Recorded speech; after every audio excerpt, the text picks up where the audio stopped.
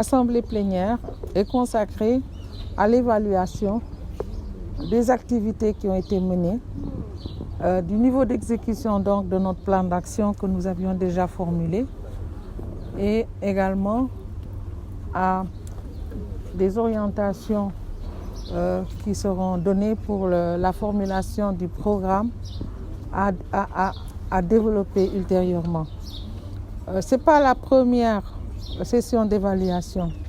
Le Haut Conseil du dialogue social, depuis sa mise en place, s'est organisé de telle sorte que les membres, aussi bien de l'institution que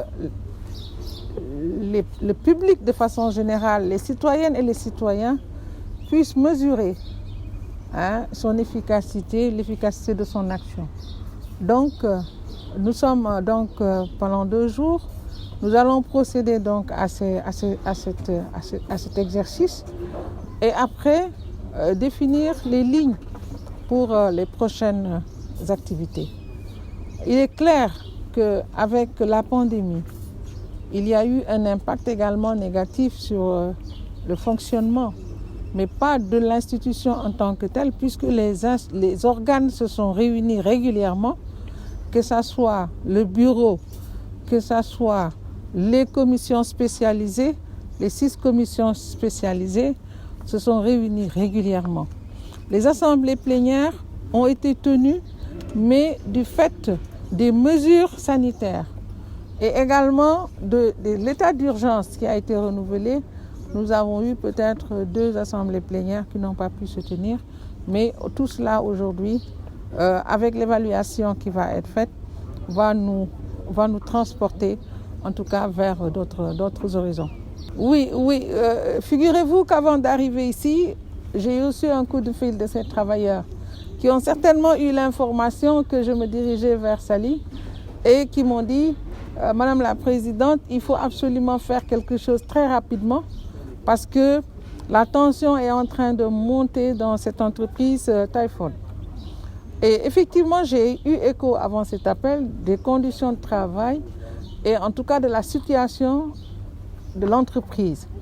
Et j'exhorte justement la direction générale de cette entreprise à tout faire, à tout mettre en œuvre pour que cette entreprise retrouve la sérénité. Nous n'allons pas manquer de les saisir au sortir donc de notre session ou même durant notre session, je le leur ai proposé, mais il est clair que les travailleurs aussi ont été impactés par la Covid. Donc, il n'est pas normal que dans une situation difficile, que les populations de façon générale sont en train de vivre, que les travailleurs dans une entreprise puissent également subir, en tout cas, des attaques de tout ordre. Donc, je compte m'adresser à la direction générale. Depuis quelque temps déjà, nous avions eu écho des difficultés de ces travailleurs. Nous avons même, par le biais de l'inspection du travail, essayé de voir si une conciliation pouvait être faite. Mais apparemment, ça ne marche pas et la direction mérite vraiment d'avoir une écoute attentive par rapport aux doléances des travailleurs.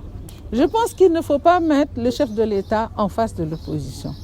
Nous sommes dans un Sénégal uni.